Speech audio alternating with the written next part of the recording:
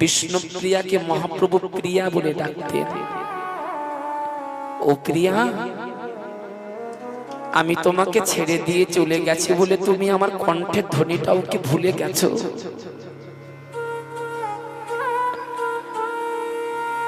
তুমি কি আমাকে ভুলে গেছো প্রিয়া?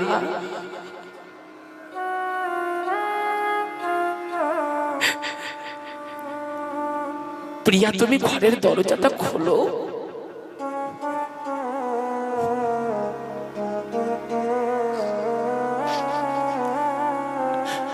প্রিয়া, তুমি ঘরের দরজাটা খোলো, আমি যে তোমার দয়াময় তোমার কাছে ফিরে এসেছি।